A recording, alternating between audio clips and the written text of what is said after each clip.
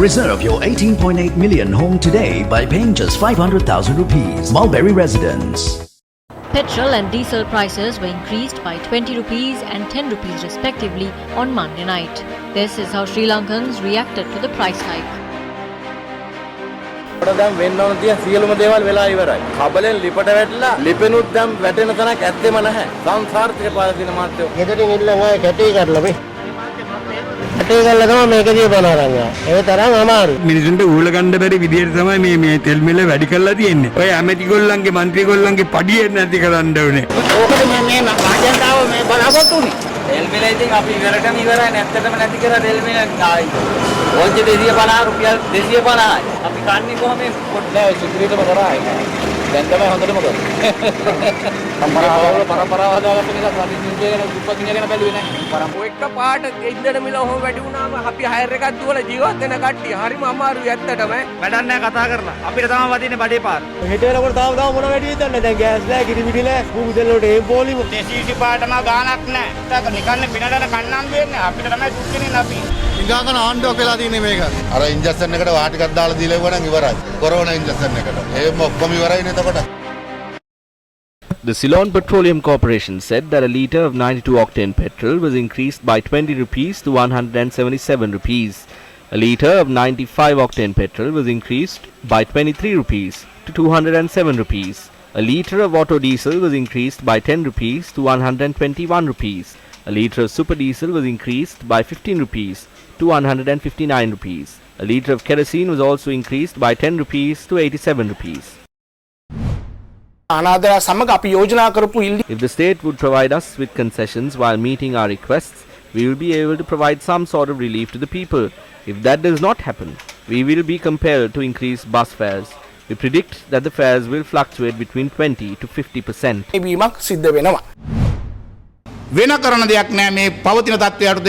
We have no other alternative. We too must survive in this situation. We cannot go bankrupt.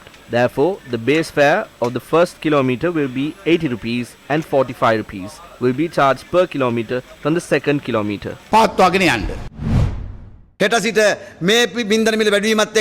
I can assure that one cannot prevent the increase in food prices by tomorrow. In the wake of the fuel price hike, we will be increasing the prices of food products. We will lift our control prices and restaurant owners can sell their products at their desired prices. They will have to bear the losses themselves. The All Island Bakery Owners Association announced that since there is no price control, bakery owners were instructed to sell their products at their desired prices. N.K. Jayawardena, the chairman of the Bakery Owners Association, urged bakery owners to follow alternative measures in this regard without causing inconveniences to the consumers. Why did the government increase fuel prices? Government members of different opinions on the matter.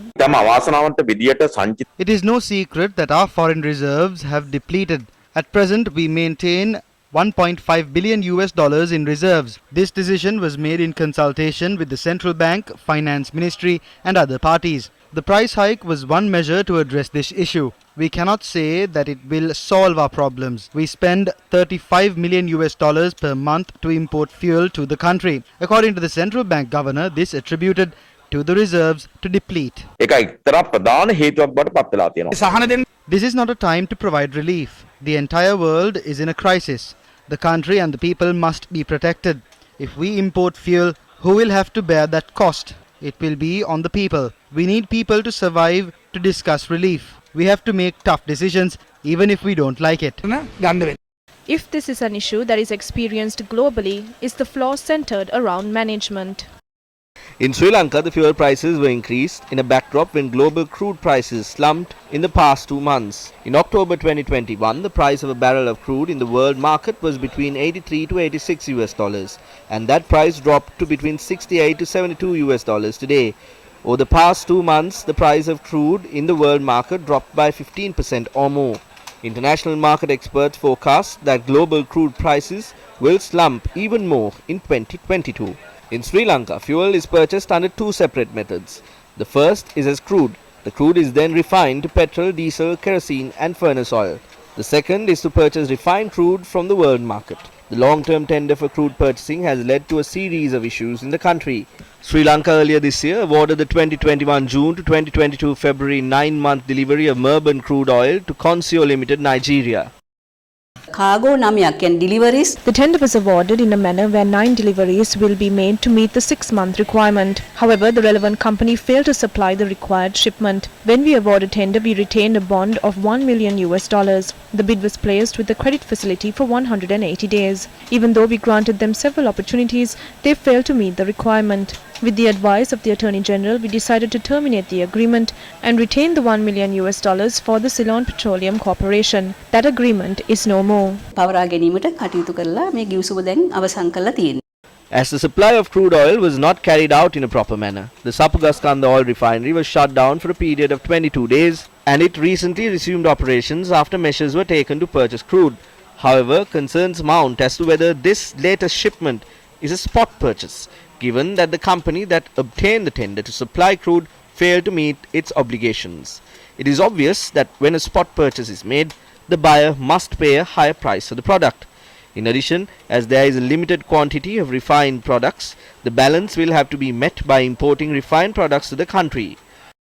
Have these decisions not led to a situation where the cost for fuel imports has also increased? The government awarded a long-term 8-month contract for the supply of refined fuel to PetroChina International, Singapore Limited. They were awarded with the tender to provide refined fuel until the 31st of January 2022. Given these developments, Sri Lanka's fuel market is also the center of attention in regional geopolitics. Recent media reports highlighted that the Sri Lankan government was in talks with India to purchase fuel.